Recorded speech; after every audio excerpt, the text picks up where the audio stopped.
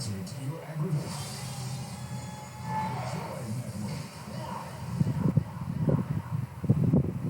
The views and opinions expressed today on Black Focus Radio are not the views and opinions of the station, its management, or its advertisers. Now, let's get ready to focus on our issues, our solutions, using our voices on Black Focus Radio.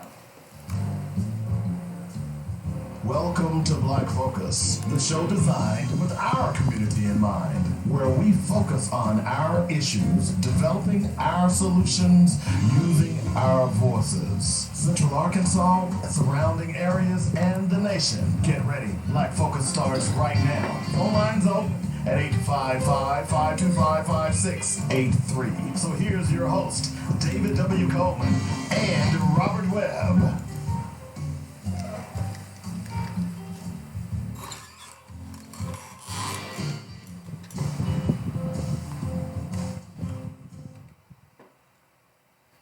All right, what's happening? Wednesday edition of Black Focus Radio. Our issues, our solutions, our voices. 855-525-5683 is the number. That's how you get in touch with me today and every day, as a matter of fact. Robert Webb may be along a little later on, but he's out there in the hinterlands taking care of some business. So he's probably listening. So, Robert, if you get the urge to call me, call a black man. You know what I'm saying? We're here every day, Monday through Friday, noon to 2 p.m. You've heard me give the number. You can also hit me up on Facebook at Black Focus Radio, Twitter at Black Focus Radio, YouTube Black Focus Radio.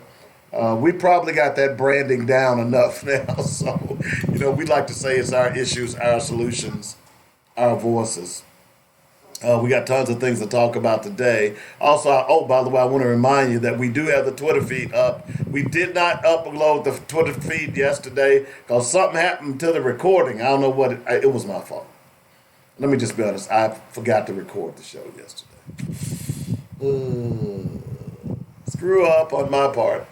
I do so many things, I forgot. But normally, every show will be up on your podcast platform, whether it's Spotify, Google Podcasts, Apple Podcasts, wherever you go, you should be able to get that Black Focus Radio. Now, if you can't, by all means, let me know, and I'll make sure that I send them a link so that we can get up on whatever application that you use. Okay?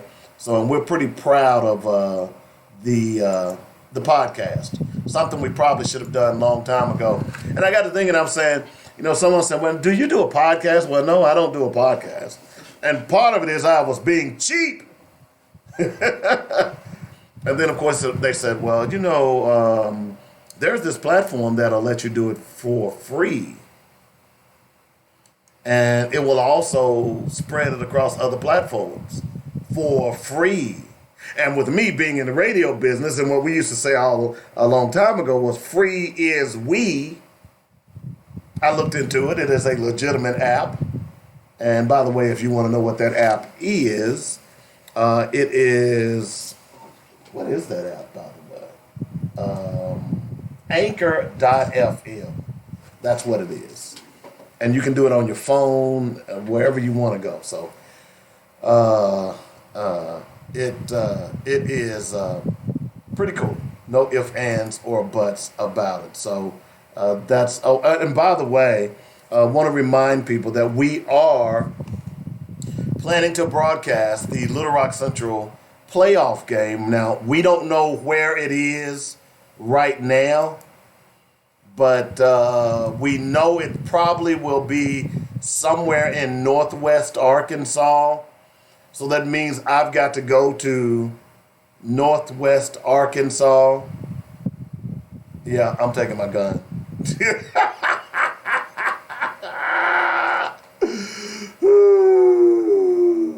Yeah, but I've got to go to Northwest Arkansas. So, but the point is that we are going to be broadcasting the game, and we're really excited about the fact that the Tigers have made it to the playoffs for the first time in some time. For instance, first win versus Fort Smith Southside, which was last Friday night. That if you listen to the station, you heard it right here on joynetradio.com. First playoff berth for the 2020 seniors. So these seniors have never been to the playoffs. In fact, these seniors on this team have never sniffed the playoffs. And first playoff berth since the formation of the 7A Central, which I understand that's been a minute, and the first 5-win season for these seniors. So congratulations to them. Now, look, those numbers are not fantastic as far as wins, but considering that just a couple of years ago and last year alone, this team was terrible. So hats off to Coach Kent Laster for turning this program around. I'm telling you, the best is yet to come. But in the meantime, we're trying to get them to the playoffs. So we need your sponsorship as well. Well, they're going to go. But in order to do the broadcast, we need sponsors. And if you'd like to sponsor, you got a business, you've got something going on, this is a good opportunity for some of you small businesses to jump in on this. I've got a good little package for even small business owners who would be willing to sponsor the radio broadcast for Little Rock Central and their berth in the playoffs. So I'm going to be reaching out to you all here in the coming days. So you all make sure that you pay attention, because I want all of you all to get involved and sponsor this team. Okay? So and look, and what we're gonna do is we're gonna sponsor this team all the way to the championship. Say amen, lights, and no one will know I'm talking about y'all. You know what I'm saying? All right, so looking forward to all of your support, and certainly the support for Little Rock Central. And we are very, very proud of the Tigers. No ifs, ands, or buts about it, because we didn't know they'd be here. Okay? So we've got some other things to talk about today. There were elections that took place last night, locally and around the country. There was an interesting election around Little Rock about a meal tax, and no one either cared or knew about it. And from what I understand, that was because there wasn't proper notification. So we'll talk about that. We'll also talk about the Asian white supremacist. You're laughing too, aren't you? I know. I'm sorry, I can't. The Asian white supremacist. Okay? Let me say that again. The Asian white supremacist. Yeah, we'll talk about that. And why would someone not want Dr. Martin Luther King's name on their street? We'll talk about that as well. And we're going to talk a little bit more about Byron Allen.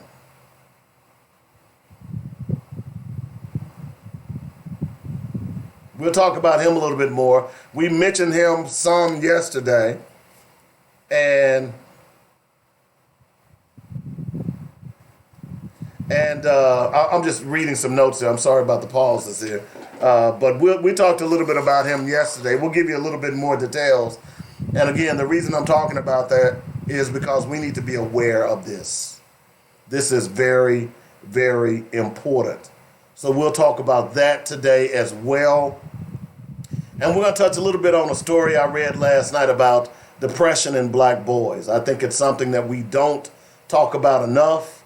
I am a sufferer of depression right now. I suffer every day. I go through my peaks and valleys, and I know you all probably don't realize that, but I am a sufferer of depression as a grown man, and have been suffering from it for quite some time, and did not know it until it almost cost me my life. So we'll talk about a little bit of that as well today. So we've got a jam-packed show today. I do want to take time out to talk about Lindsey Graham. It is not going to be much, and you probably have an idea of what I'm going to say about him, but it'll be concise, straightforward, and to the point as it relates to Lindsey Graham. It's very, very important that we talk about that. So that and a lot of other stuff that we're going to talk about today. So we'll take our first break. You're listening to Black Focus Radio. I'm Dynamic Dave. We're here Monday through Friday, noon to 2 p.m. on joinnedradio.com.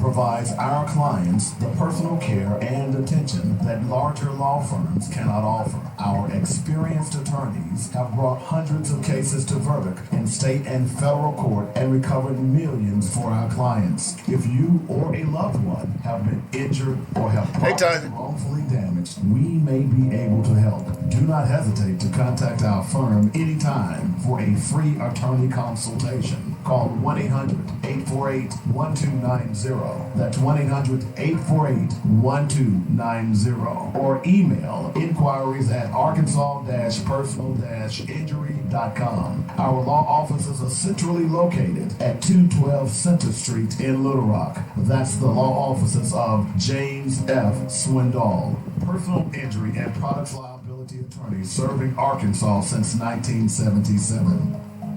Mitchell Funeral Home welcomes all of Arkadelphia and Arkansas to connect with a family-owned and operated service provider in Clark County since 1966. At Mitchell Funeral Home, they understand that the funeral is a celebration of a life and legacy, so the entire staff takes great pride in the caring, personal, and professional services they provide. Cremations, funeral planning, burial policy, life insurance, notary, and monument sales are just a few of the services they offer. Flexible packages are available as well. Mitchell Funeral Home appreciates the trust and confidence placed in them and will continue to enhance their services so as to serve you better. Call now. Get connected. 870-246-2611. That's 870-246-2611. Call, click, or come by.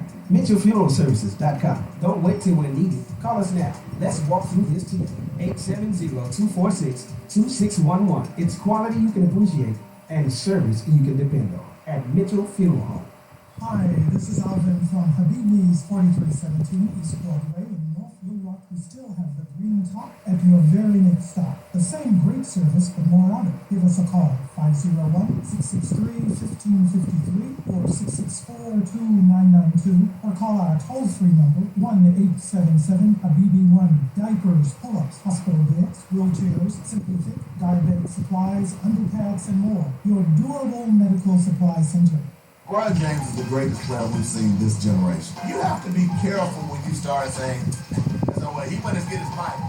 What's up? Every generation you get that.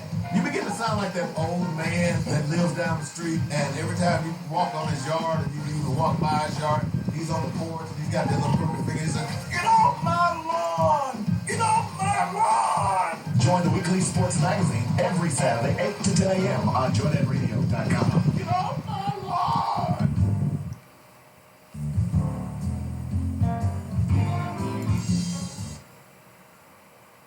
All right, welcome back to the show. Dave Coleman in the hizzy. Robert Webb is out today. Rainy day. It's a rainy day in Little Rock. I don't know. I was about to break out a rainy night in Georgia.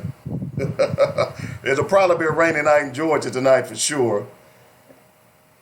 Appreciate you joining me. If this is your first time joining the show, I think you'll like it. Like we say, it's our issues, our solutions, our voices. We are unabashedly black. We make no bones about it. Got a lot of news today about kids. We're going to talk about depression in black boys and why state experts say Arkansas has the most traumatized kids than any other state. And what is this government doing about it? I'm convinced that this state doesn't like children. I'm tired of hearing about negative things about children in the state of Arkansas. But we'll get into that as well. Also, I thought, and let me do a quick search. I thought, and that's what I really want to start with. I actually had thought I posted that story on the wall. I thought her killer was arrested. Let's see. No. I thought someone had posted something that the killer had been arrested, but I just did a cursory glance out. Let me do one other quick search here. But I thought, so apparently, and again, this is why you have to research before you run with news. Let's see here. The latest news. Nope.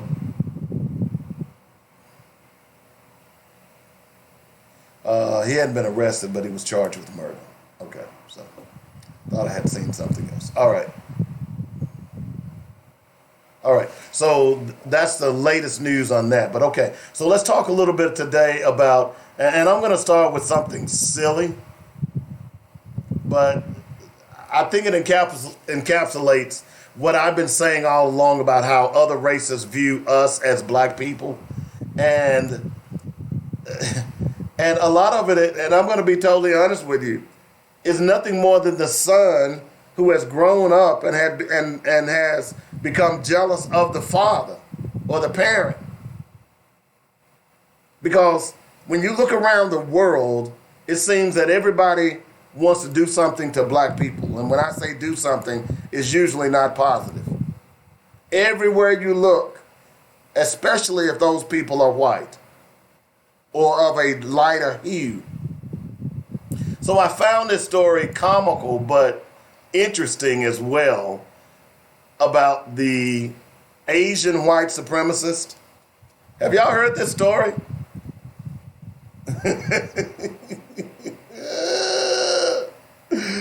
Okay, so a Korean American man known as the Asian Nazi on social media was arrested in Tyler, Texas on Friday on a federal warrant by the Bureau of Alcohol, Tobacco, or, ATF, okay? Heon Hank Jong-yu, 24, was booked in the Smith County Jail by ATF at 10:30 after making false statements while he purchased firearms, according to a U.S. Marshal spokesman. Barred from the U.S. Army for his political views and reportedly let go from his previous job, Yu describes himself as a neo-Confederate.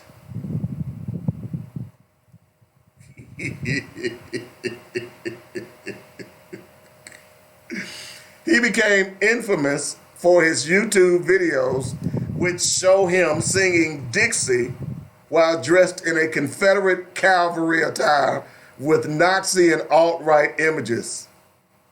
Okay, so they got a video, man. There is a video, okay? So can I indulge myself just for a minute? And let me see if I want to hear him sing Dixie.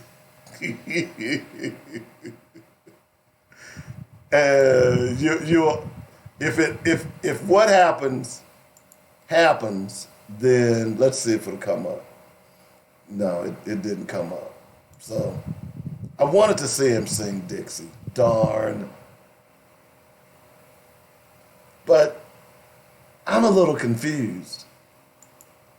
How can you be a white neo-Nazi? How does that work in your world, white guy? I mean, Asian guy. How is it that you can be a neo-Nazi?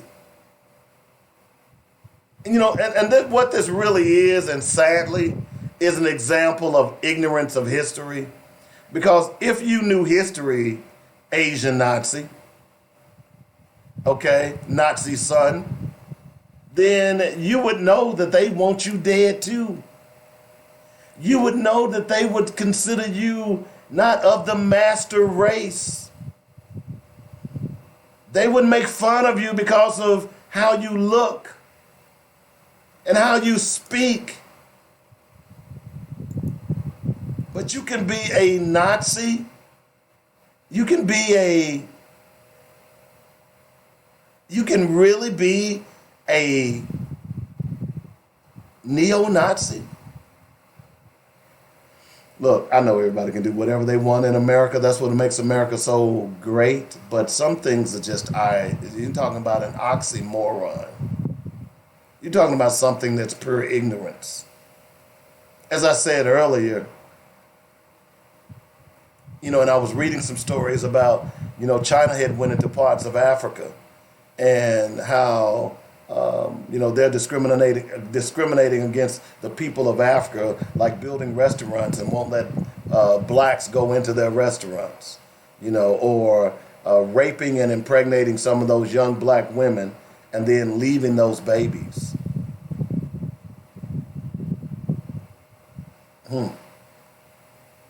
Everybody wants to exploit Africa. At some point, Africa is going to need to stand up for itself, just like I talk about our communities.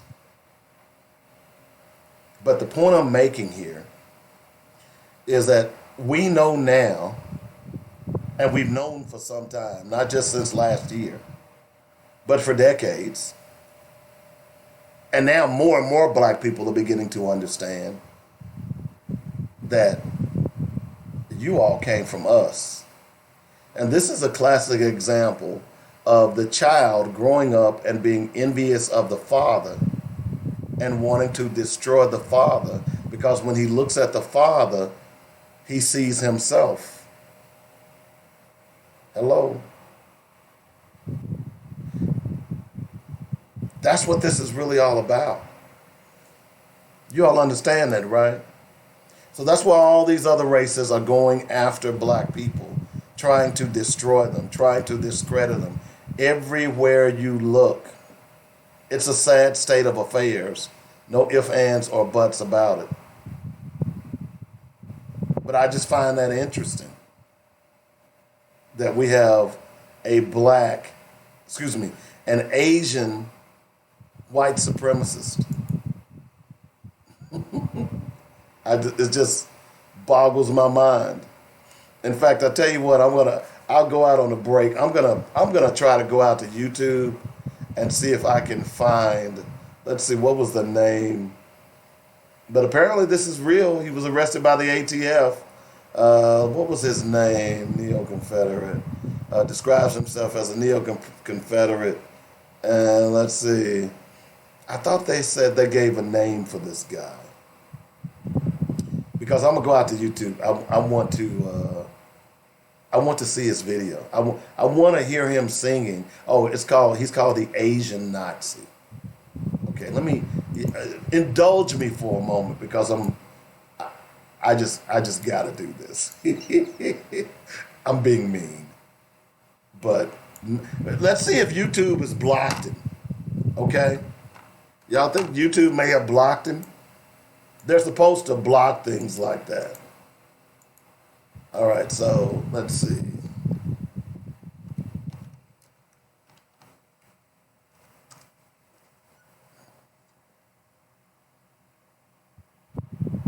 All right, so he doesn't come up. Darn. Man. I was going to, so I guess they did block him. Oh, wait a minute. Here's the truth about Hank Fu, the Korean Nazi. So no, I don't have his video shoots. Well, anyway, sorry. I hope you spent a lot of time in jail. Ain't many Asians in jail. But if you had some firearms problems, I'm gonna be honest with you. You know what's gonna happen, right? You're not gonna get a waiver from Donald Trump. You just really don't look like him. I'm just saying. 855-525-5683. I hope your stay in jail is just as uncomfortable as you try to make other people. Hello? 855-525-5683 is the number. That's how you get in touch with me. I'm not being mean. I'm wishing him all the dirt and destruction that he wishes on black people. Also, a couple of other news items. I am going to talk a little bit about the election that took place here in Little Rock and around the country. There were some interesting results. Looking forward to talking a little bit about that. And does it mean anything? I don't know, but we'll find out. We will talk a little bit about Lindsey Graham today. Oh, I want to talk a little bit about Kansas City, Missouri. Kansas City, Missouri. I like Kansas City, Missouri. Okay? I've been a few times now. As a matter of fact, this hat that I'm wearing is from the Negro League Baseball Museum, the Birmingham Black Barons, the last time I went to Kansas City. And it seems to me that it was a progressive city. But for some reason, the people in Kansas City decided that they wanted to rename a stretch of Kansas City Street that was already previously named after Martin Luther King Jr. All right? So let me just read you the article here. Kansas City voters on Tuesday overwhelmingly approved removing Dr. Martin Luther King's name from one of the city's most historic boulevards less than a year after the city council decided to rename the Paseo for the civil rights icon. Unofficial vote showed the proposal to remove King's name received nearly 70%, with just over 30 voting to retain the name.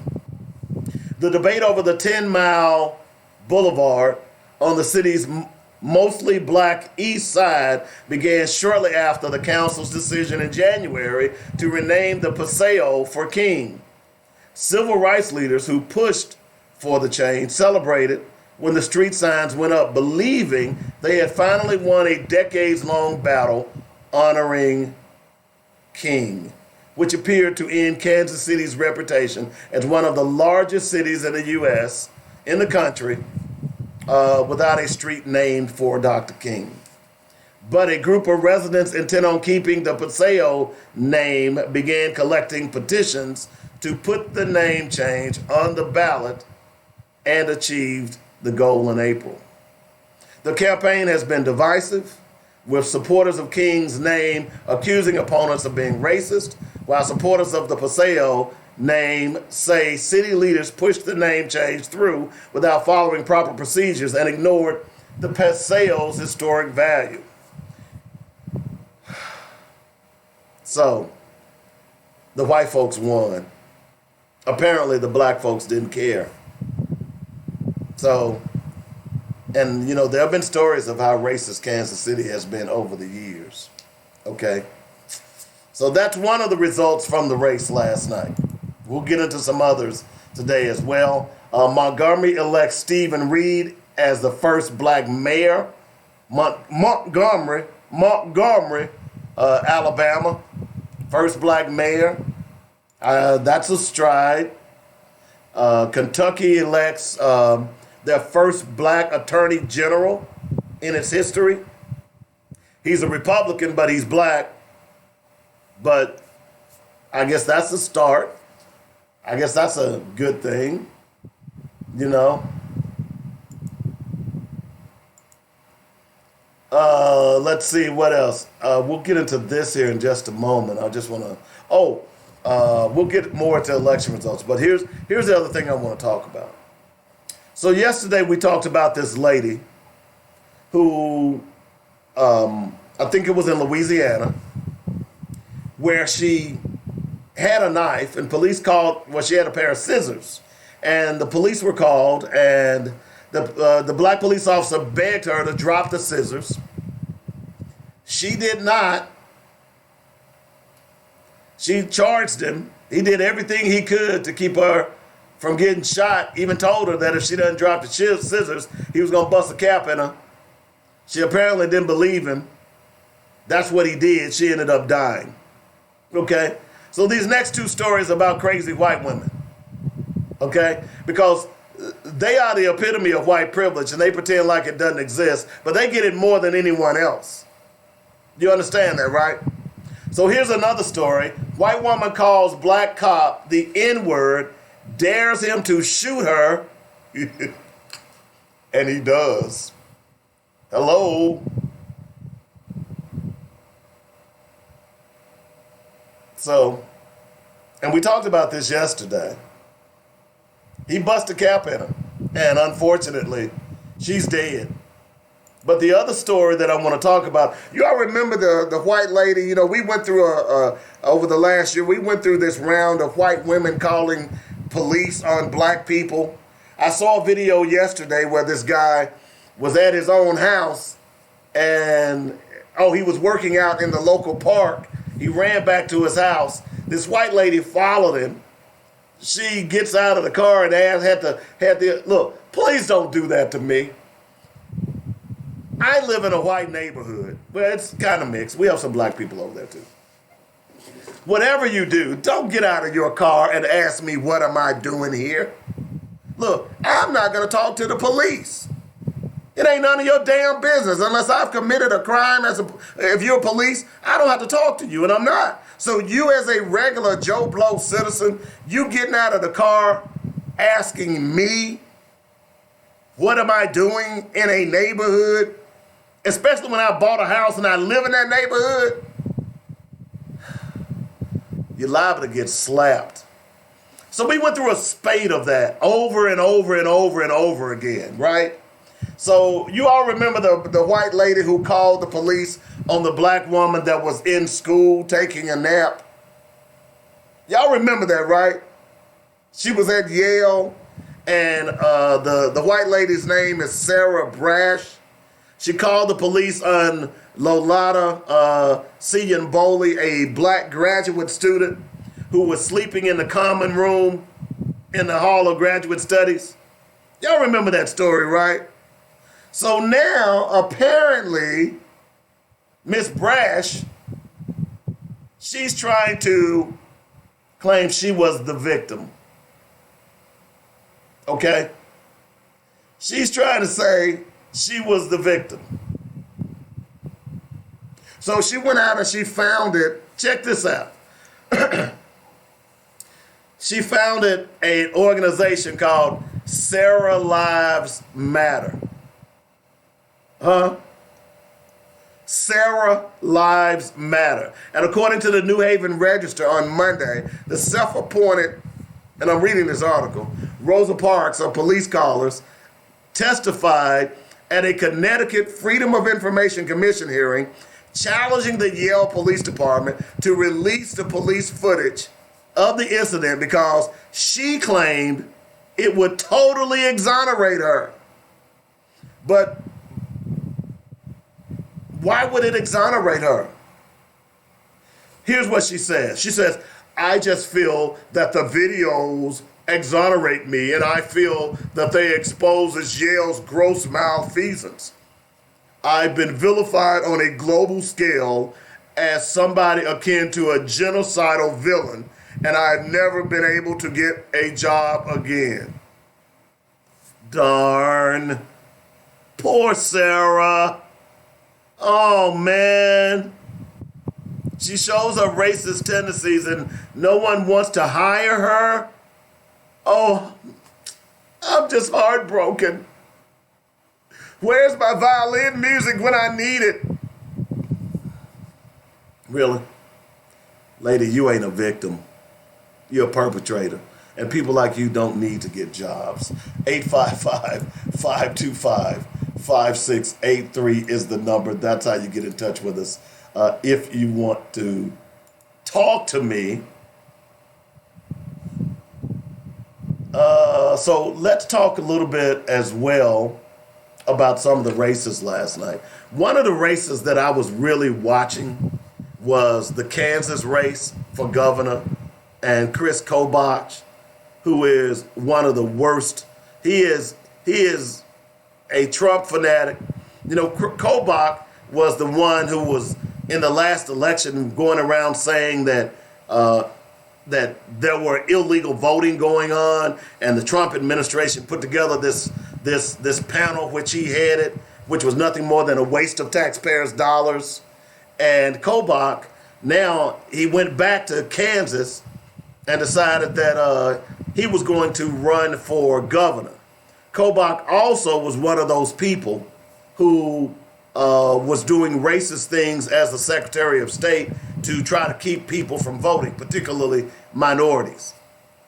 So hopefully after last night, Chris Kobach will go crawl back into the hole in which he came from, because he lost the governor's race to a Democrat last night, Laura Kelly.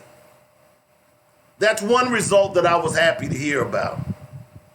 The other result that I was happy to hear about last night was the Brashear and Bevins race in Kentucky.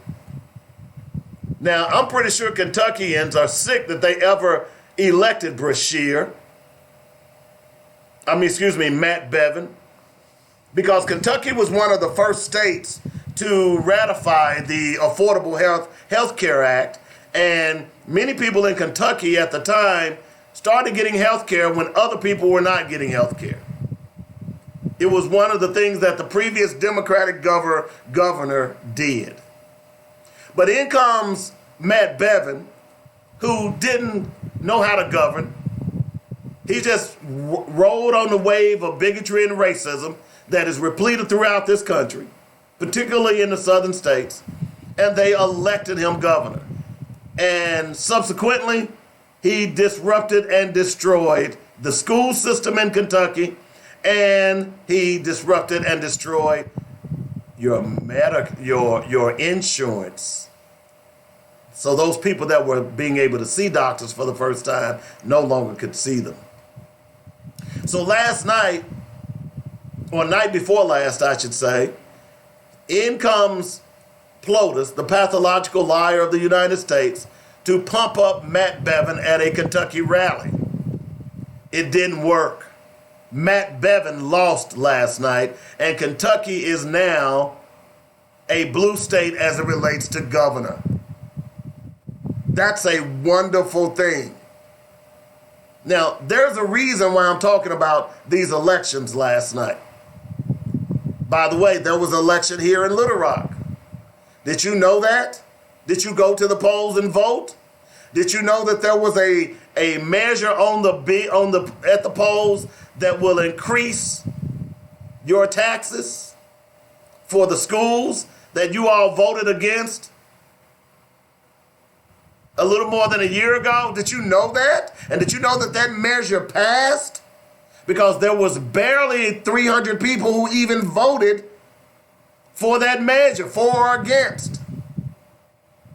Hello?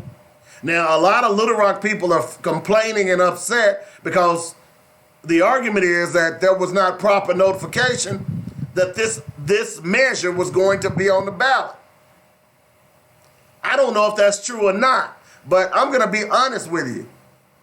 You should have known. We've talked a lot about leadership and how important leadership is in this city, or the lack thereof.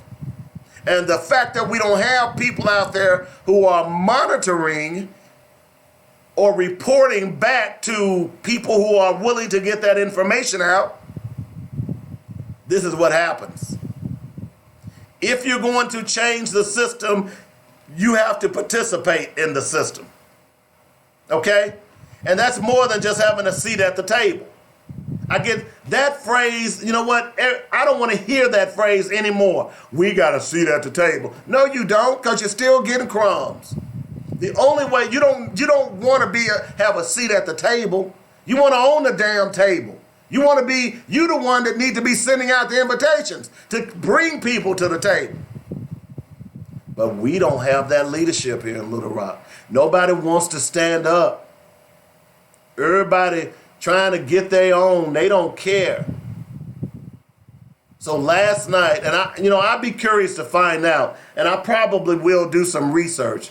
I'd like to see the voter turnout in Little Rock last night.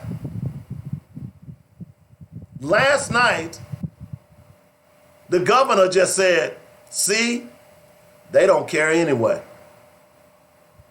Just based on that voter turnout. Last night, the governor said, they don't care anyway. I'm just being real with you. If you don't take control of your own destiny, then destiny will go off and leave you. And you'll be left in the dust wondering who, what, when, and where. And that is currently what's happening in Little Rock. And there is no motivating force or forces out there that can get people to the polls. Why is that? Because they don't want you to vote. They don't want you to vote. So whatever happened last night here in Little Rock in the Pulaski County area, it's your fault. It's your fault. Because if you don't become an informed electorate, people are going to run roughshod over you. You know, I posted, let me go back and find this thing, and I was going to actually use it as a quote today, but I think it's important that I pull it up. Let me see if I can find this, because someone sent this meme to me this morning. Here's one quote, okay? Use the system to beat the system. Go vote. That's how you use the system. This stuff where you're sitting around and you're not doing anything and you're not participating in the process. I ain't gonna vote because ain't nobody to vote for. Well, that's why you're getting what you get, bro. That's why you're getting what you get, black community, because you ain't gonna vote because you've been brainwashed to think that your vote doesn't matter. Check this out. The secret of freedom lies in educating people, whereas the secret of tyranny is in keeping them ignorant. That's by Maximilien Robespierre. Let me read that again to you. The secret of freedom lies in educating people, whereas the secret of tyranny is in keeping them ignorant. So no, I'm not going to educate your kids in school. Why would I do that? Why would I give them a curriculum that will help them rise up out of the muck and the mire? It's kind of the same way as, why would I give you a Bible that worships the same God that I worship, and I'm worshiping to keep you subservient, and you're worshiping to be free? Why would I do that? Why would I spend money on black children to educate them? Because if I educate them, then they realize that they were the progenitors of mankind. They realize that they are the first to chart the stars and practice medicine and cut right angles and build the pyramids. Why would I educate you on that? Why would I educate you on how to put forth a bill to change the laws? You know, when we were growing up, we had something called Scholastic Rock. Those of my age, y'all remember that. Math Rock, Scholastic Rock. And one of the programs told you how a bill is made, how it becomes law. We had that every Saturday morning on Saturday morning cartoons. Or the ABC After School Special. Y'all remember that? That would come on once a month. So why would they educate your children? Why would you continue to believe that they want to educate your children? Clearly they don't. They want to brainwash them. This is why I've been saying for years that, okay, since they're going, let's take their ball and run with it. Their ball is charter schools. It perplexes me to no end why black people have not pulled their monies together and made a charter school for black boys and black girls. That perplexes me. Because Walmart's not going anywhere. So what would happen if it's the same as we've said about the gun debate? If black people started buying guns en masse, the gun debate would change overnight. If black people started opening charter schools en masse to educate their own children, to have their own teachers, because see, if you remember what happened here in Little Rock 5 years ago when they took over the school system, it was because black people had finally, here in the Little Rock area, become the majority on the school board. Don't give me this mess about the schools were failing. They were failing before the black people were elected to the school board and became the majority. But they never took the schools over. But soon as black people took over the school board and was able to run the schools, all of a sudden the schools were failing.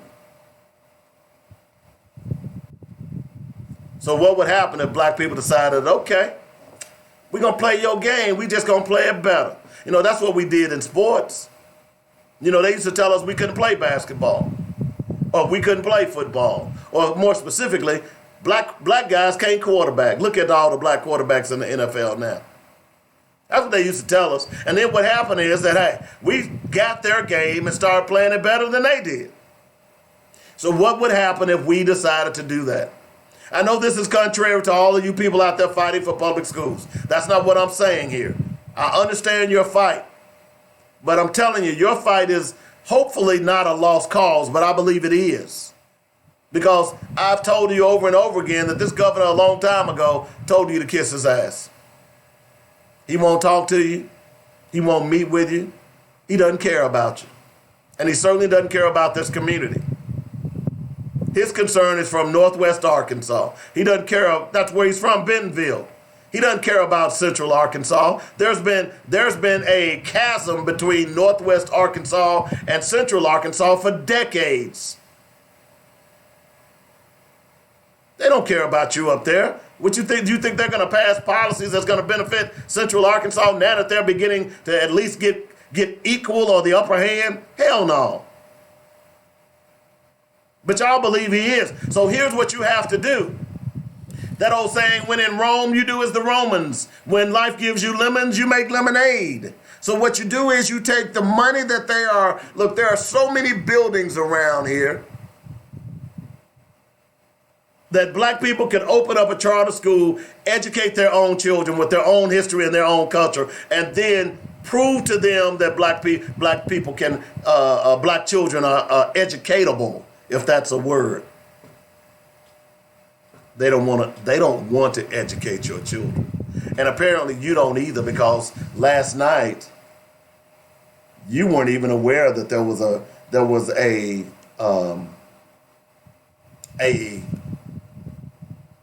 meal tax on the polls. You weren't even aware, or maybe you didn't care. I might need to change that. Maybe you just didn't care. Is that it? So let me give you. So according to what I'm saying, and I'm looking at the Pulaski County elections, LRSD millage, Little Rock School District, votes for 162, votes against 103.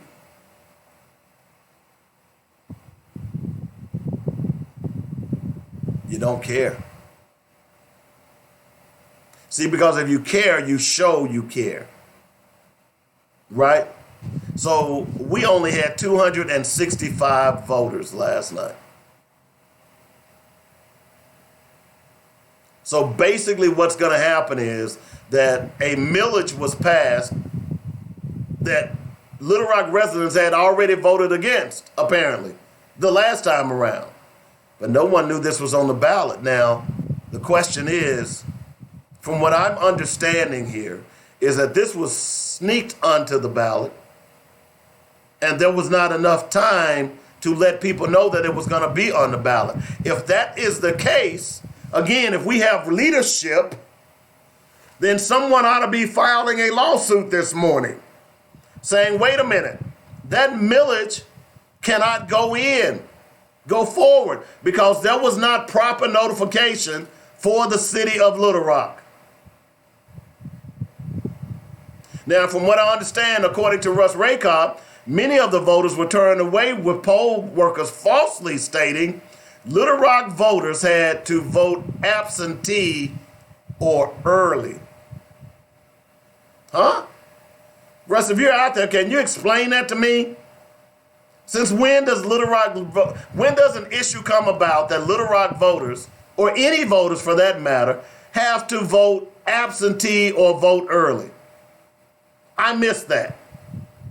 So there are clearly some shenanigans going on here in Little Rock. But again, we don't have any leaders that are willing to go out and say, hey, something about that stinks to high heaven. We got to fix this. Let's file a lawsuit. Where's the ACLU on this issue? Because apparently a lot of people are upset about this. As I go and I look at, let's see, here's a lady, and I'm looking at something that was posted on my wall by Russ Raycott. Here's a lady who says, I was told I couldn't vote because it was only for Pulaski County School District. Although I was at my correct poll site, my name was not on the list to vote. The poll worker informed me the names listed were only county names, not Little Rock names. Huh? What? Here's another lady. I was told LRSD voters day ended Monday. Tuesday was for PCSSD, and I was on the list. Many people knew nothing about it.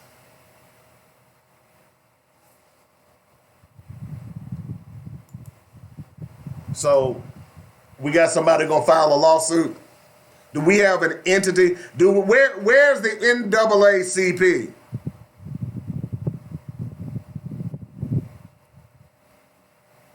Where's the see? These are the things that the NAACP ought to be looking into. Okay? Where are you? Because clearly you've got multiple people complaining about they were told that they couldn't vote in this election, yet on this millage, and yet there was a millage on the ballot for Little Rock residents apparently that was passed with only 265 votes total. 162, well, let me go back and be precise. 162 for attacks and 103 against attacks.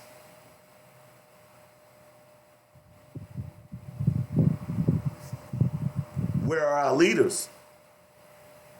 Where's the NAACP? Where's the Urban League? Where's somebody who can tell people, hey, this is not right? The ACLU, this is not right. We need to file a lawsuit.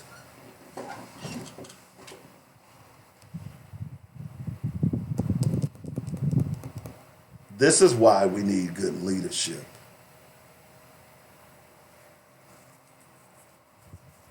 This is why we need good leadership. And this is a classic example of why Little Rock is in the dog straits that it's in today. Because no one knows what the hell is going on in this city, and no one cares. It's all about you. It's not about the collective. And until we change that mentality, this kind of mess is going to continue. I mean, I'm sitting here looking at the results right now. So there were 225,913 registered voters. On this particular issue, only 494 votes were cast. And you wonder why these politicians run roughshod over you? You wonder why you can't get anything done?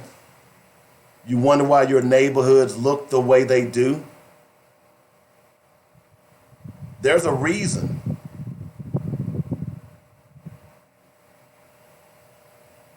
This boggles my mind right here. Unbelievable. So why are you complaining? Why are you complaining that Little Rock and Arkansas proper is always at the bottom of the barrel when it comes to negative statistics, which we'll talk about here in a little bit? Speaking of which, I'm looking at an article. Little Rock's downtown is mostly parking lots.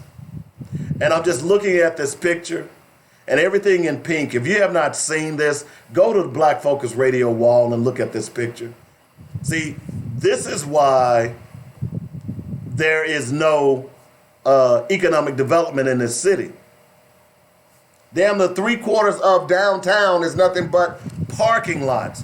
What kind of taxes will parking lots make or pay? Nothing but parking lots. It's unbelievable. This is an article from the Arkansas Times, and I'm stunned. When I saw this article, I said, see, this is leadership again, folks. I'm going to be honest with you. Who are the city planners? Okay?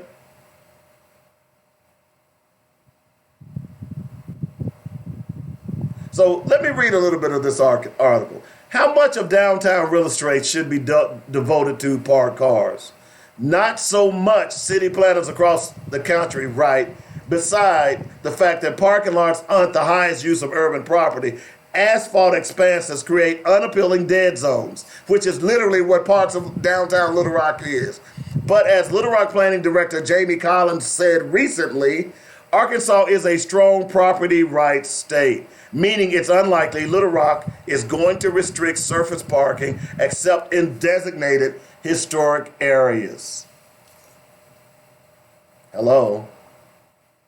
The most recent demolition to allow for more parking came this summer when buildings at 2nd and Louisiana Street, including the 1931 Trip building that featured playing card suites and as an architectural features, was leveled for a parking lot for Stevens Incorporated. The city could not provide a percentage of surface parking versus buildings. However, the pink blocks in this story in the map provided the Arkansas Times by the Planning Commission appears to show that at least 3/4 of downtown real estate is dedicated to parking, surface and deck. The department did not provide the following information from a 2017 parking lot inventory. That's crazy. Estimated parking spaces in parking decks downtown. Well, wait a minute. Let me start over. Estimated surface parking spaces downtown is 19,746. Estimated parking spaces in parking decks, 7,900. Number of parking spaces on privately parking lots is 1,500. That's crazy.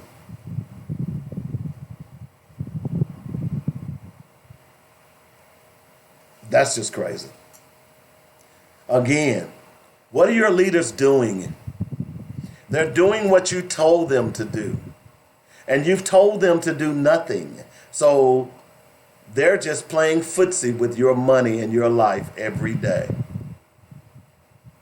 We shouldn't have to beg people to come down to the city board meeting.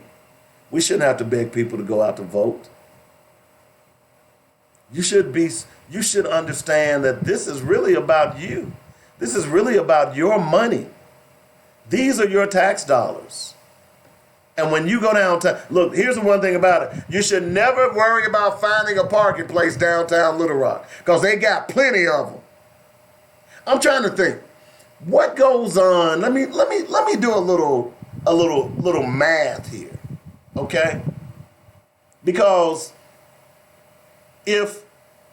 so that's 26,000 right there, 28. So there's almost 30,000 parking spots downtown Little Rock. Unbelievable. What goes on in downtown Little Rock where Little Rock needs 30,000 parking places? Can y'all help a brother out? But these are your leaders, man. These are your leaders who have no vision whatsoever. They don't care about nothing but their own little fiefdoms. And long as you don't rock the boat on those fiefdoms, then they good. It's only when you start rocking the boat, then they come after you. Ask Russ Raycon. Oh, nearly 30,000 spot park. Look, if you go downtown and you can't find a parking place, that means that you're blind because they're everywhere. There is nothing that goes on in this city. They don't even have Riverfest anymore. And I don't think Riverfest even got 30,000 people. Y'all correct me if I'm wrong. I know it didn't the last few years I was here before they finally canceled it. But there is nothing that goes on in downtown Little Rock. In fact, there is nothing going on in Little Rock that requires 30,000 parking spots anywhere. Oh, you say the Razorbacks. Oh, they might have 10,000 at the game they're going to have here soon.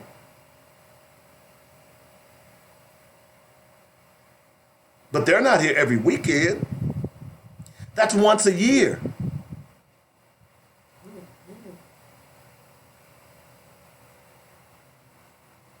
What in Little Rock, I'm just wondering, what in Little Rock requires that you have 30,000 parking spots?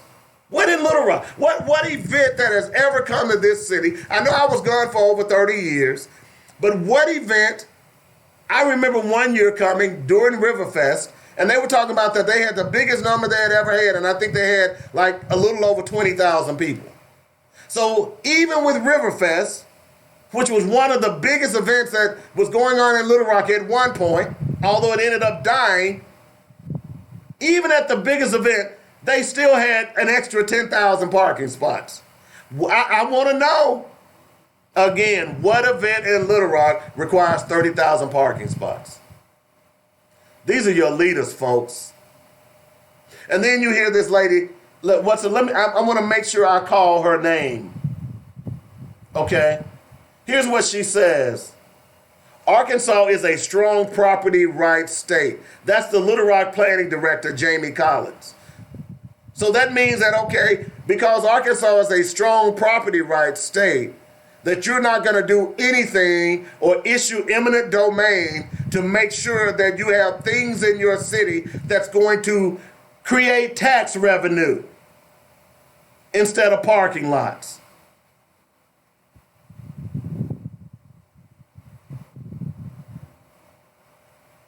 I'm just saying. No, it ain't much parking in the River Market. But if you go out and look at this map, let's see. I mean, this goes all the way back to 630. That's Cantrell. Unbelievable. See, this is where economic investment comes into play. Instead of leveling buildings, say, oh, I'll build a parking lot. How about you say, hey, if you build a building on this spot, we will give you free taxes for what? Long as you're in business for 20 years. Guess what? I build a building, I create jobs, that's more tax revenue for the city. That's like rocket science, right? But y'all got parking lots, man. Y'all got parking lots and people that don't go vote. That's crazy. We're going to take the top of the hour break. We'll be back in a little bit. You're listening to Black Focus Radio, our issues, our solutions, our voices. Man, that just boggles my mind. 30,000 parking lots. That's just crazy, man. 30,000 parking lots. What happens when you want to expand downtown? Gosh, these people are just stupid. Back in a moment. It's crazy.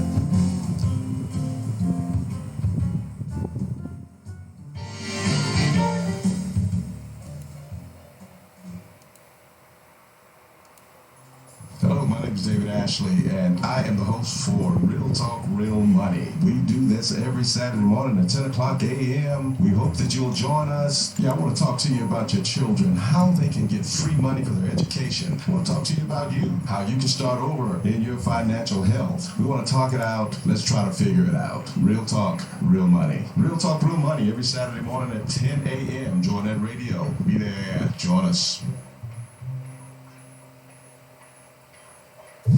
Ladies and gentlemen, saints abroad, get ready. From Sumter, South Carolina, it's Minister Lee Burgess and Resurrection. Minister Lee Burgess and Resurrection, a talented bunch of seasoned veterans, have been doing this a little while now, but have just released for your enjoyment their new single, Save Me Jesus. Save Me Jesus. Save Me. Minister Lee Burgess and Resurrection. This new project is available on all digital outlets. Get yours now and catch up to what everybody's been talking about. Minister Lee Burgess and Resurrection. Call now, 803-847-6227. That's 803-847-6227. And enjoy Minister Lee Burgess and Resurrection. Save me, Jesus. Save me, Lord. Save me, Jesus. Hi, I'm attorney Theodore Thompson from the Thompson Law Firm, and I want to help with your legal matter. Whether it's criminal defense, bankruptcy, personal injury, or family law, I want to help you.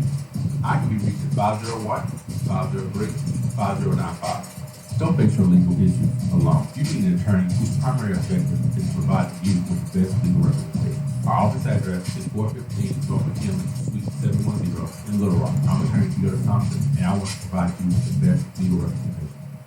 Business owners, spread the word about your goods and services during the Little Rock Central Tigers 2019 football season. This is a great opportunity to inform the largest alumni base in the state of Arkansas about your great products. We'll professionally produce your ads or submit your own. You must act quick as a cat because spots are limited. Contact David W. Coleman at 615-554-0568 to support the Tigers. Proceeds to benefit the Little Rock Central High Tigers Athletic Fund. I'm Rizal Aaron.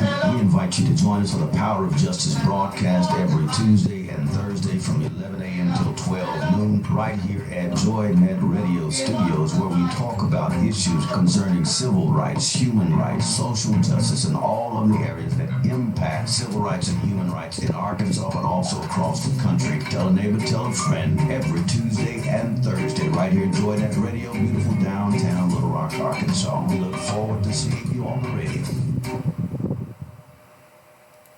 You got it. He's Little Rock's answer to your aggravation.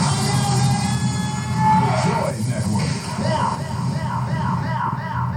The views and opinions expressed today on Black Focus Radio are not the views and opinions of the station, its management, or its advertisers. Now, let's get ready to focus on our issues, our solutions, using our voices on Black Focus Radio. Welcome to Black Focus, the show designed with our community in mind, where we focus on our issues, developing our solutions, using our voices. Central Arkansas, surrounding areas, and the nation. Get ready. Black Focus starts right now. Phone lines open at 855-525-5683. So here's your host, David W. Coleman and Robert Webb. Welcome back to the second hour of the show. Robert Webb is out today. Dave Coleman. It's called Black Focus Radio. Our issues, our solutions, our voices. 855-525-5683 is the number. That's how you get in touch with me. A couple of things I want to talk about this hour. We'll touch a little bit on Lindsey Graham. I can't let this day go without calling him what he is, and that's a POS, and you know what that means. Okay, so we'll talk about him first.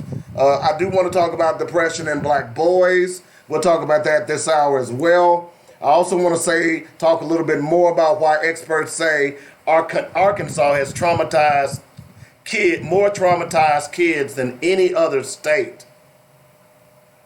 That's huge.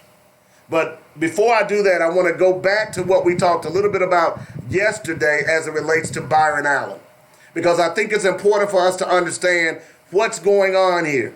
This is bigger than a television network, and it also tells you how a lot of our leaders have sold themselves out to be on television, to get money for their organizations. And when you hear the name Al Sharpton, yeah, he's one of them. Okay? Now, you might get upset at some of these leaders, but you know why they sell themselves out? It's because we don't support them. So they have to go to white people, and then they'll run interference with white people and their dastardly deeds against black people because they want to keep getting those checks. So let me read this article. This is from News One.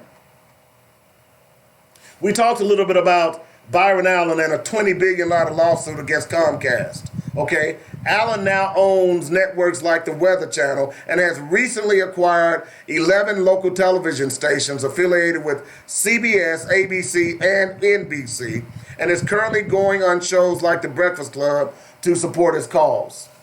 Allen's fight against Comcast started in 2015, according to The Hollywood Reporter, when he sued cable operators and satellite distributors after they refused to license his small channels that covered topics like criminal justice, cars, and pets. And his legal representation demanded billions of dollars for allegations of racial bias conspiracy. The NAACP, listen to this. The NAACP and Al Sharpton were originally co-defendants in the lawsuit for allegedly making moves to whitewash Comcast discriminatory business practices. According to the suit, when Comcast sought regulatory approval for its 2010 plan to acquire NBC Universal, it needed to gain support. To assuage any worries that the merger would have bad effects on diversity, Comcast made voluntary commitments and entered agreements with various civil rights groups like the Urban League, the NAACP, and Sharpton's National Action Network. So, two of the historic civil rights organizations basically have sold out black media to Comcast, and the most recent Johnny-come-lately, Sharpton's National Action Network, was right in line with them. However, Allen rebuked these agreements and questioned the monetary donations that Comcast contributed to these groups. He further questioned how Comcast was shelling out $25 billion annually on channel licensing, but less than $3 million on what he described as 100% African American media. Y'all get that, right? So he's spending money. Comcast is giving everybody else $25 billion, and black media is getting $3 billion. At the time, folks like Al Sharpton denied that his monetary gains were because of agreements him and his organization entered with Comcast. He even threatened a defamation lawsuit against Allen. However, eventually Sharpton and other civil rights groups were dismissed from the lawsuit, and some of them even ended up supporting Allen's case. I'ma sue you. Here's why you can always figure out whether or not you're defaming someone. They'll say, I'ma sue you. But they never sue you. So the rule of thumb is that if they say they're going to sue you and the suit never comes, apparently what you said about them might be true. Because if it wasn't true, they know that that defamation suit would hold up in court. So they don't sue you. So Al Sharpton didn't sue Byron Allen. I guess he's happy that the courts removed the NAACP, the Urban League, and the National Action Network from the lawsuit. That still doesn't mean that you hadn't sold out to Comcast. First, Allen's suit was rejected 3 times by a district court judge who concluded that there was no plausible cause that discrimination caused Comcast not to license Allen's channels. However, eventually the Ninth Circuit Court of Appeals announced that Allen only needed to plausibly allege that discrimination intent was simply a factor. We talked about this yesterday, not the but-for cause of.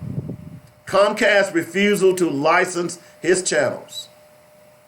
Allen and his team were able to prove this, considering Comcast was carrying about 500 networks that Verizon, AT&T, Uverse, and DirecTV were carrying, but unlike these carriers, Comcast didn't carry Allen's channels.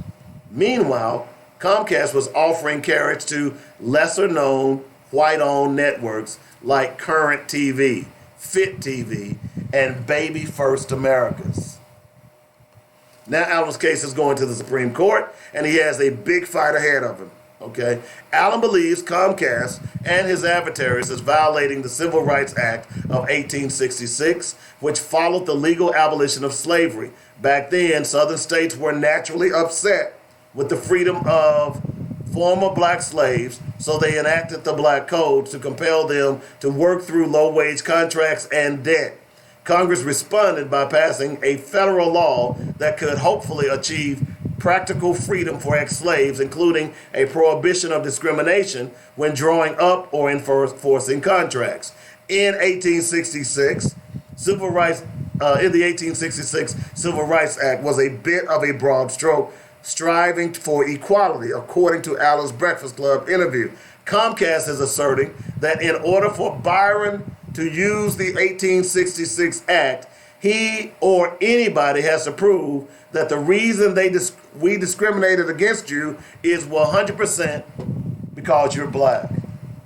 Allen and other civil rights groups argue that the reading but-for standard into the anti-bias contracting law attempts to eradicate racial discrimination could be threatened. It can be 99% that you're black and 1% that you're wearing tennis shoes, and you can't use the law.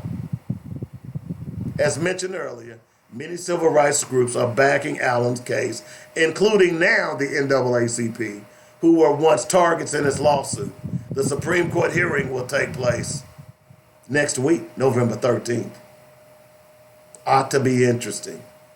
It's important, folks, because you may not understand that legal jargon as it relates to entertainment, but here's really what it boils down to, is that law was designed to keep companies from discriminating against you. Discriminating against contracts. And if they allow this law to go forward, if Allen loses this suit, then we really have turned the tables back. But I know y'all woke.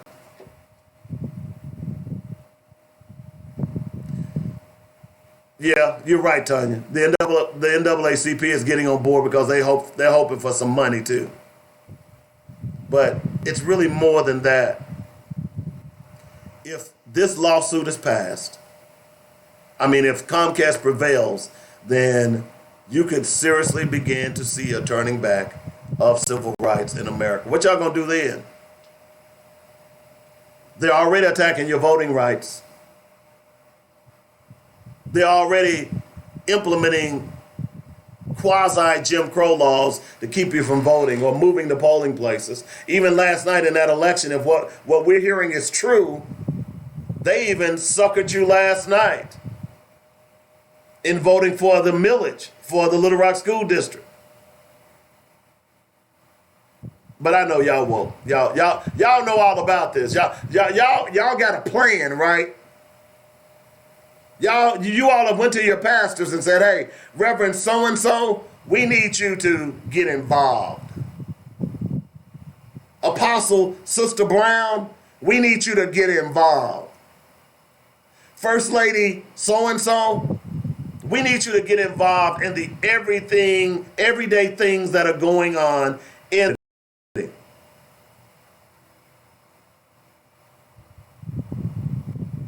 I'm just saying. This is huge. This is more than just about television programming. This is about discriminating on your job as it relates to contracts. We had Vivian Flowers on yesterday. She mentioned about how she had championed getting a better process of government contracts in the state of Arkansas. If this goes through, then all of that effort would be for naught. It'll be for naught because now the government can claim that, hey, I don't like your tennis shoes. Really saying that I don't like your skin color. But I know y'all already know about this because y'all woke. Y'all some woke people. Y'all are so woke in Little Rock that y'all let them push through a millage, a tax on you, and you didn't know anything about it. But y'all woke.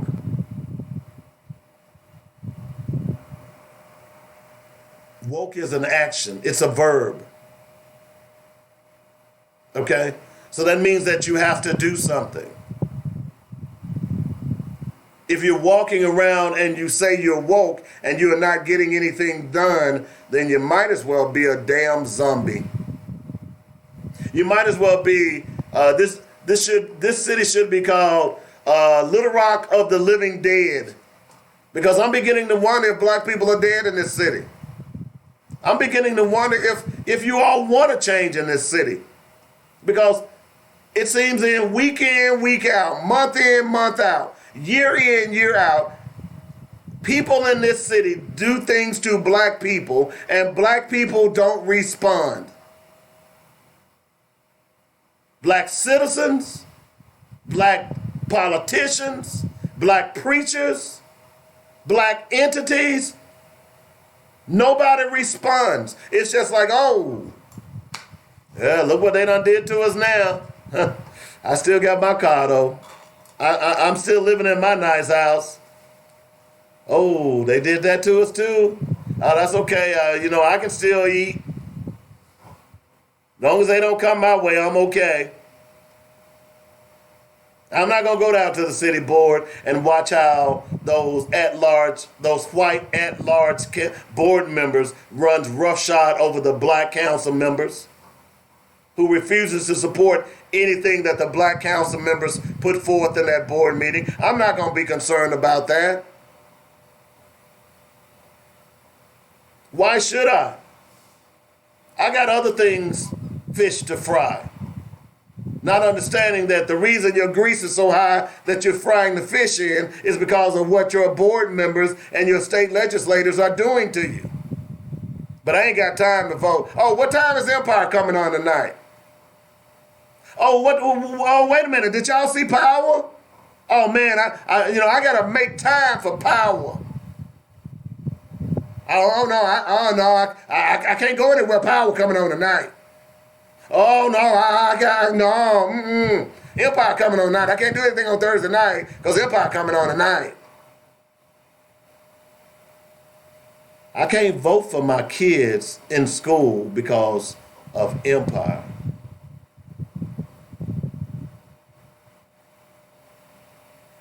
I agree, Tanya, they are dealing with their daily problems, so they're not in tune with politics. But when things are affecting you as adversely as local politics are Little Rockins, you've got to get involved. You've got to start talking about it. You've got to say what's going on. You ought to be saying right now, what the hell is going on with the schools in Little Rock? And you ought to be asking questions and wanting answers. But you're not. Because you say they're dealing with daily problems, then a daily problem is your kid not getting educated properly. Your daily problem is them not spending the AIT money that was prescribed for education. The daily problem is that your kids are being locked up because they're not studying and getting an education. The daily problem is that they're selling your schools to make money off of your children and you're not doing anything about it. That's a daily problem. that is affected by your lack of participation in politics. Don't tell me you're too busy. You're not too busy to get your hair done. Some of y'all will spend 5, 6, 7, 8 hours just getting your hair done. Yeah, I'm talking to y'all. Some of y'all will sit up in a barbershop for 3 hours on a Saturday morning talking noise about football, basketball, and women, but you won't take your asses to vote. Some of you all will offer thoughts and prayers whenever someone is shot and killed in this city, but you won't go and vote to do something about it. I'm perplexed at a group of people, at a city, who wants change but who is not willing to sacrifice for that change. I'm perplexed. I don't understand that. When you want a car, what do? You go pick up that second, third job to get that car. That's wanting a change. When you want a house, you pick up a second and third job. You hustle to get money to get that down payment for that house. You do all the things that the loaner, the lender says that they need you to do because you want that house. Not understanding that when you buy that house, you're buying it in Little Rock that is dying because you have political leaders who don't give a damn about Little Rock. They say they do, but what is their evidence? What is this city board's evidence that they care about Little Rock? What is it? Because you can't care about part of Little Rock without caring about all of Little Rock. You can't point to Chenal. You can't point to Chenal and all that stuff out west and then ignore what's happening south of 630. You can't tell me that you are a leader who believes in all of Little Rock when your politics prove that you don't. But you can live on it. You know why you can live on it? Because nobody is forcing you. Because they know that you're not going to vote, black people. And then what they're doing, just like you heard me read that article just then about how Comcast has paid off the NAACP, the Urban League, and the National Action Network, organizations that were historically designed for black people to fight against discrimination, because now that their coffers are being filled by racist policies, they're not going to even fight for you.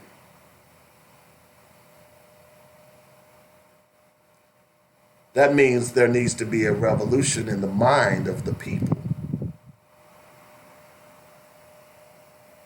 That means that those money changers needs to be turned out of the temple.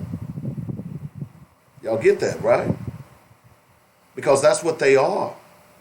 That's what the NAACP is now. Since I've been back to Little Rock, I've been back 2020 will make 5 years that I've been back. And I have seen, in the 5 years I've been back, I have seen nothing done by the local NAACP. Nothing. Oh, they did the Marade. The Marade, which is a disaster. That's the only thing that the NAACP has done.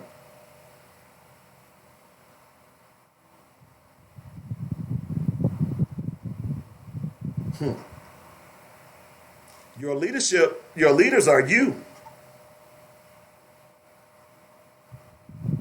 See, you all have got it twisted. Y'all think that you all need to be led. No. Your leader should be doing your will. Whether it's in church or whether it's in politics.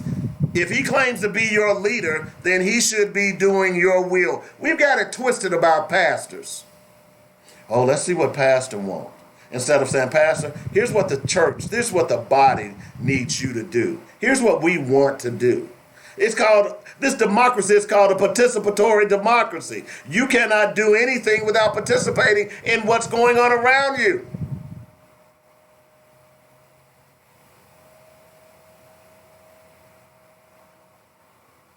We've invited the NAACP on the show, Tanya. Right now, I'd love to have the new president on the show. They're more than welcome. In fact, we'd love to have a regular spot for the NAACP. But see, here's the problem when you run into black leaders who refuse to come on this show. It's an open door for any leader, whether you're Republican or Democrat or independent, whether you're a white supremacist. You're welcome to come on this show. The only criteria that I have in coming on Black Focus Radio is that you don't come on this show trying to blow smoke up my butt and tell me it's a campfire. Don't come on here lying. Don't come on here trying to obfuscate facts, because I'm going to call you out on them. But that's why they don't come, a lot of them. It's because they are afraid of facts, particularly the Republicans. They don't live in a fact-based world anymore. And neither do our organizations. Everybody's concerned about grant money now. Everybody's not concerned about what's right or wrong. In my opinion, the NAACP should be leading the charge on every issue. Where is the NAACP on the school issue? Where are they? Has the local NAACP issued one formal press release about the NAACP? About the schools. We had to chide the local board for them to issue something about the schools.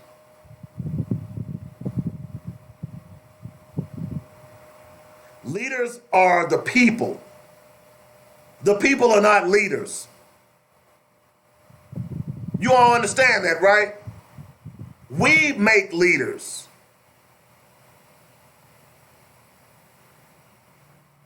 You say, okay, I'm going to start me a church. And the reason you come to that church is because you think I'm a good leader. If you don't come to that church, then apparently I'm not leading you right. We got to wake up, folks. We got this leadership thing all wrong. We've got people in leadership positions too long and people who don't know how to lead. I'm leading this. If you don't like what I'm doing, you can leave. And then everybody says, yeah, you can go. When your leaders can't be questioned, you're a damn fool and they're not leaders. That's any entity that you're participating in. If your leaders cannot be questioned, then number one, they're not leaders and you are a fool. And that is what's happening here in Little Rock. Leaders are not being questioned. They're not being taken to task. And they're making fools out of everybody, every black citizen in this city. Every black citizen in this city. I've said over and over again, the Arkansas Black Caucus ought to make a regular appearance on this show. And typically when I call one of them, they show up. Vivian Flowers yesterday. We've had Senator Chesterfield on. We've had Senator Elliott on. They show up. But if I call the Democratic Party, who wants black votes, they don't show up. If I call Tom Cotton, he won't show up. The governor, he won't show up. Because they don't give a damn about you. Because they understand that you're not going to vote anyway. They understand that you don't. You're so angry that you don't even understand the system by which you can use to bring you some relief. That's why this is so huge for Byron Allen. This is why we have to understand what's about to happen here. That if Byron Allen loses this case, then civil rights will be set back 100 damn years. That's not an exaggeration. This law was passed in 1866. I should say 150 years. That's when this law was passed. And now Comcast, the very same people that you're spending your money for, watching Empire, and they're feeding you all of that negative programming and that racist programming that subliminally makes you hate yourself, makes your children hate yourself. You're sitting back and not understanding, oh, well, whatever happens, happens. They're going to do what they want to do. They're raping our community. And I am being hyperbolic. They're raping our community, and we're just laying there letting it happen. We're not fighting back. We won't even, once it's over, we won't even get up and point out who the rapist was or is, because it's not past tense, it's present tense. It's happening every day in our communities. And sadly, some of those who are enabling the rapist look like us. Woo! 855-525-5683. This is a huge deal, ladies and gentlemen. We have got to get on board with this. If you don't understand what I'm talking about, please, by all means, do some research. Now, speaking of Arkansas, Little Rock, KATV reported a large number of children in Arkansas have experienced life-altering trauma, according to a survey reported to the Centers for Disease Control. Some advocates say Arkansas has high rates of childhood trauma because of its rural areas and poverty. We see kids who may have been injured from physical abuse, says Dr. Lisa Murray, a child abuse pediatrician at the Clark Center for Safe and Healthy Children. We see kids who may have been sexually abused. Dr. Murray treats those kids. People hate to think about the fact that kids are not just loved all the time. It's a hard reality to confront. States perform surveys regarding childhood trauma and send that data to the CDC. The survey reports Arkansas ranked number 1 in 2018, having the highest rate of childhood trauma. In Arkansas, about 60% of children have experienced at least one ACE. The average is about 45%. Okay? ACE means adverse childhood experiences. When you have national statistics telling you this is one of the worst places to raise a child, we all have to stand up and do something about it. Did you hear that? When you have national statistics telling you this is one of the worst places to raise a child, man, that ought to bother you.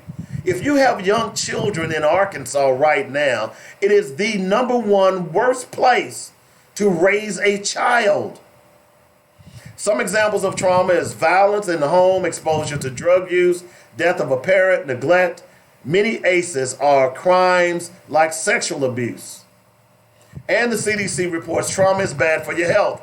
If you experience it, you're more likely to get diseases like diabetes, cancer. You're also more likely to have depression and attempt suicide. Adults who had a lot of adverse childhood experiences have a shorter life expectancy. In a small room inside the Little Rock's Children's Protection Center, Kayla Wood interviews children with police watching from behind the glass. The statistics are mind-blowing, but it's room for growth. Yeah, those statistics are mind-blowing. One of the things that I don't see they're talking about is violence, gun violence in their communities.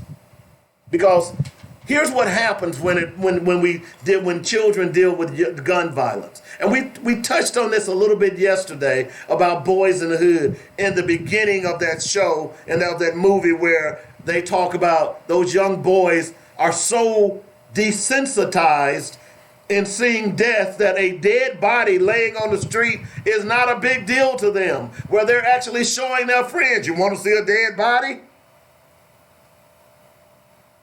Now think about it from this perspective. We send soldiers to war. And oftentimes, unfortunately, those soldiers come home with what is called post-traumatic stress disorder, because of the violence that they've seen. People getting shot, people getting killed, their best friends getting maimed and murdered. we send them to counseling to try and help them. But black children are growing up in rural areas across this country and in the urban areas and seeing murder and mayhem, and we think that it's okay. They don't get counseling. When there's a shooting in a white school, the first thing they say is, oh, well, we're going to make sure that there will be counselors on staff available for these young white kids to talk to. But when there's a shooting in a black neighborhood, why aren't counselors being put in black schools so children who grew up in that neighborhood, who witnessed that shooting, whose best friend was just killed, why aren't there counselors in schools?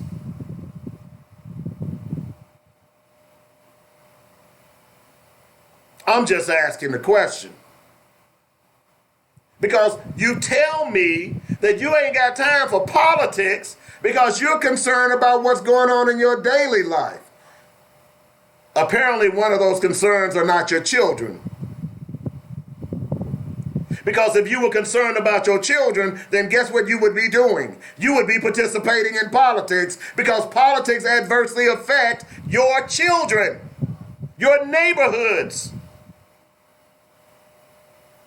Whether or not police officers live in Little Rock as opposed to outlying counties. Man, this is profound. Arkansas, #1 in childhood trauma. Well, what else is new? They're always #1 or in the top 5 in any negative things that are going on, especially Little Rock.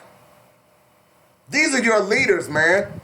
This is what I'm trying to impress upon you. I'm not trying to talk bad about any individual person. But if you're not getting the damn job done, you don't need the job. And leaders in this city, regardless of what you are, from a Boy Scout leader to a minister to a politician, you're not doing the job. Because if you tell me you care about children, you would be putting forward efforts, regardless of the color of their skin, to make sure that these children are treated fairly. These children are raised in a positive environment. Because you know what will happen? You say, well, we're trying to draw economic development. Well, guess what will happen? Those major companies will look and see, hey, look what Little Rock is doing for their school system.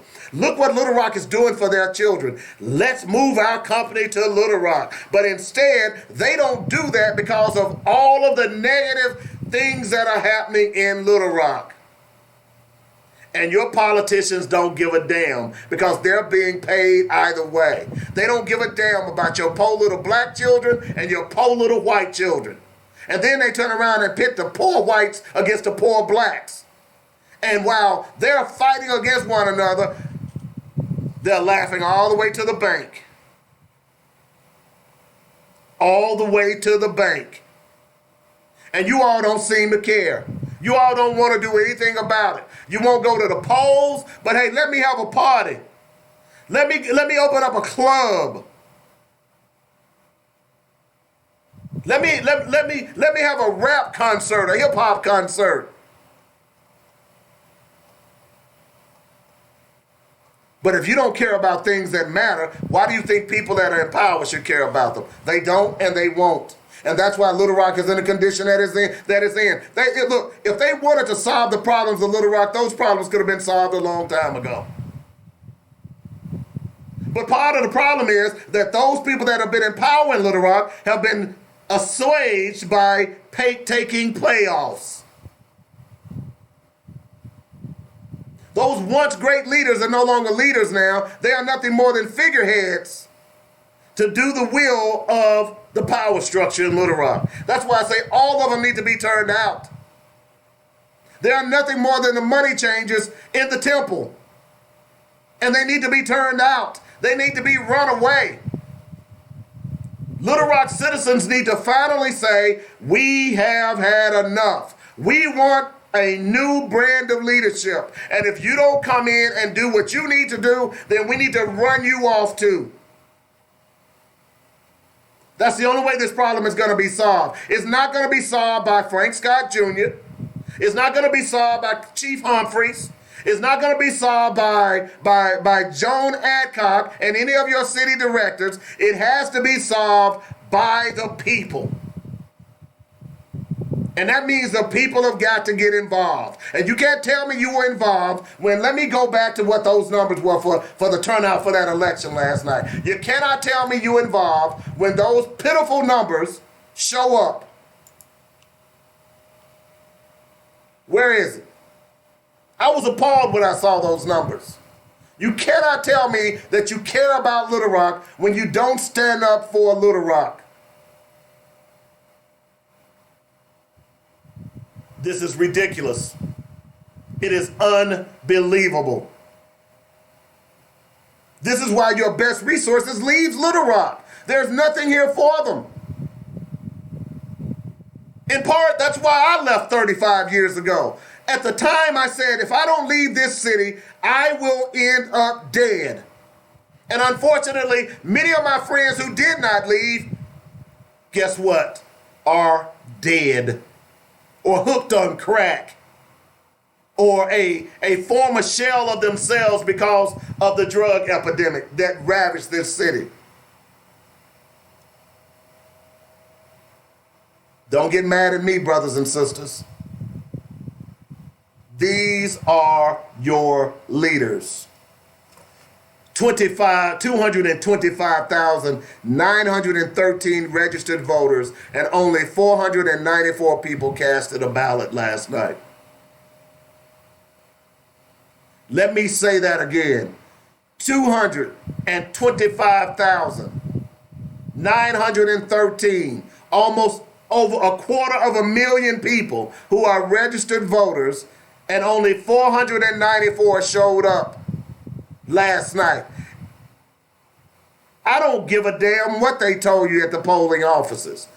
Not enough of us showed up to raise Cain about it.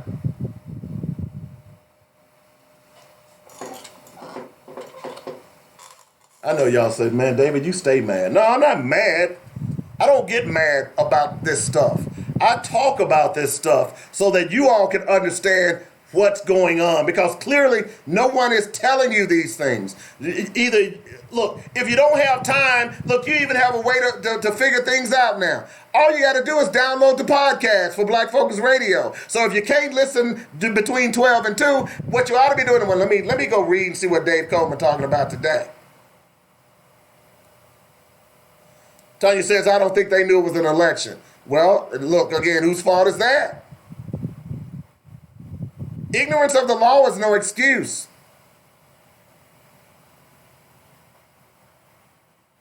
So now what you have is a millage that was passed by 162 people.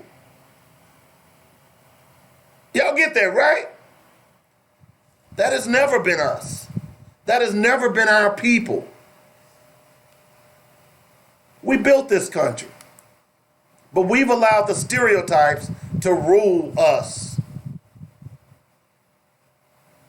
The only people that can change this city are us. No one can save us from us, for us, but us. The question is, how badly do you want to change?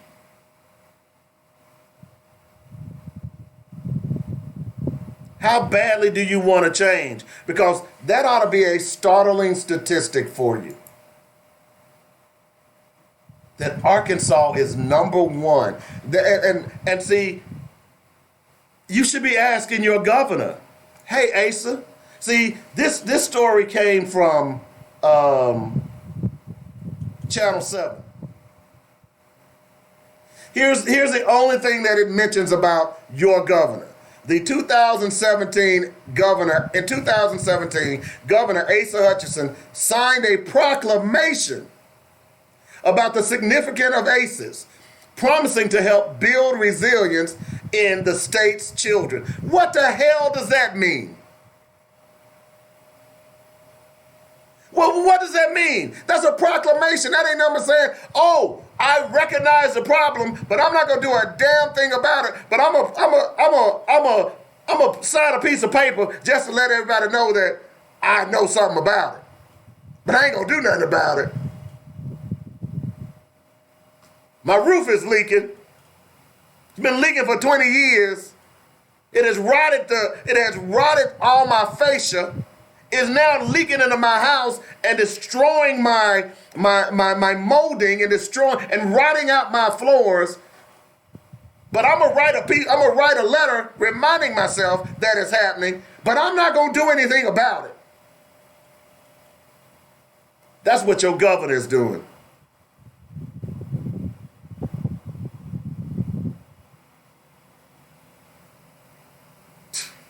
The Waltons and Walmart got their lawyer-appointed U.S. attorney for the Western District of Arkansas.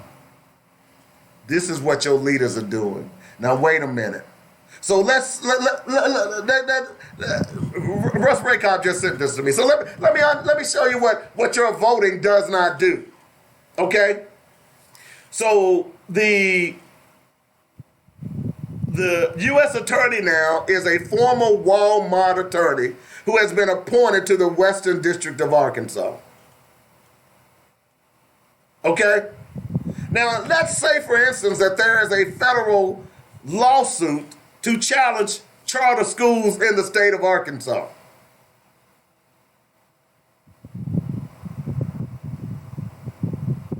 Hello? You get this, right? But y'all ain't voting, man. Y'all ain't voting, man. I'm not saying go out there and throw away your vote. I'm saying you gotta start developing a consciousness about you and what you want from your city. And look, if you're tired of living in the projects, then part of the reason you're in the projects is because of your damn city. They're not creating economic opportunity so you can get out of the projects. You're a statistic. So while you're in the projects, your child is going to grow up around drugs, gangs, and violence. He's not going to go to school and get a good education. So guess where he's going to end up? He's going to end up in a brand new private prison that they're building in Southeast Arkansas. Come on, man. It was in Eastern District, not Western District. Thanks for the correction, Russ. Come on, man. Depression of black boys. We're not going to have time to get into this today, but we will tomorrow. This is real, folks. These young brothers are growing up and watching their friends die. They're watching all kinds of death and destruction, and you wonder why they can't have decent relationships, because they're dealing with trauma. Every black person ought to have a psychiatrist. There have been multiple reports and studies of how racism has affected black people, that we lose 3 to 5 years off of our life expectancy just because of racism. Can you imagine living every day under the thumb of racism and not knowing how to get from under it? Come on, man. What are we going to do, man? This is really about our children. It ain't about the politicians. It ain't about just because he or she is your friend that you're going to vote for them. What have they done for you lately? I'm just asking. Because they'll sell their soul to the highest bidder. See Lindsey Graham. Lindsey Graham was a staunch opponent of Donald Trump, and now he ain't nothing more than he's walking around holding Trump's colostomy bag.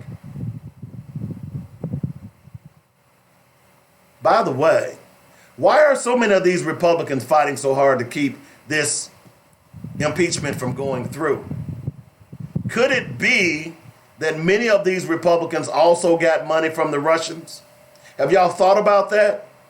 And I want to know why the white media hasn't asked Lindsey Graham, because there have been reports out that Lindsey Graham got $800,000 from a Russian oligarch. I'm wondering why the white media hasn't asked Lindsey Graham about that $800,000. I'm just saying. In fact, why hasn't someone in the local area asked about Lindsey Graham and the $800,000? Folks, you are the institution of America. I'm talking about the people. I'm not talking about Lindsey Graham. I'm not talking about Donald Trump. I'm not talking about any individual politician. You, American, black person, white person, Hispanic person, naturalized person, you are the institutions of America. And if you don't do anything to stand up for those institutions and fight for those institutions, then you get what we're getting right now. And that's a bunch of horse hockey. So don't complain. That's right. Don't complain.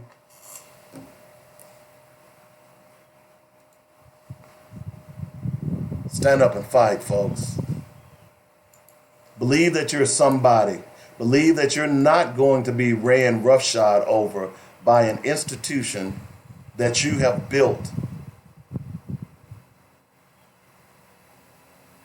Thanks for the post, Russ. We'll talk about that tomorrow. That just amazes me. 250,000 registered voters and only 494 people showed up to vote. We ought to be ashamed of ourselves. We really should. Anyway, that's going to do it for today. We'll be back tomorrow. And I hope you're mad at me. I hope you get mad at me every day. I hope you get so mad at me every day that you'll tune in tomorrow to see what that crazy Negro said today. I hope you're mad at me. I hope you're angry at me. You should be. Because if you're angry at me, then all you got to do is remember that you should be angry at yourself. Because it is you, citizen of Little Rock, America proper, that allows these politicians to continue to abuse you. And you do nothing about it. You seem not to care about it. And they're laughing all the way to the bank. Laughing all the way to the bank. On that note, I got to get out of here. We have to educate our people into the importance of knowing that when you spend your dollar out of the community in which you live, the community in which you spend your money becomes richer and richer. The community out of which you take your money becomes poorer and poorer. And then what happens? The community in which you live becomes a slum, a ghetto. The conditions become run down.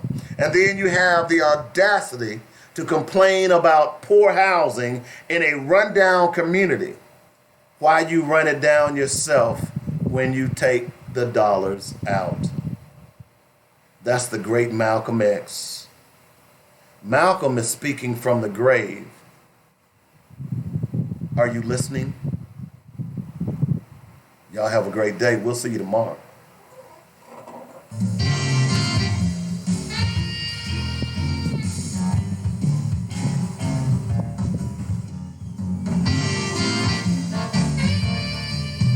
Keep listening to Black Focus Radio for more dynamic Black facts. You've been listening to Black Focus, where we discuss our issues. Thanks. Y'all have a great day. We'll see you tomorrow. Our voices. Join us every weekday afternoon at 1 p.m. on joynetradio.com.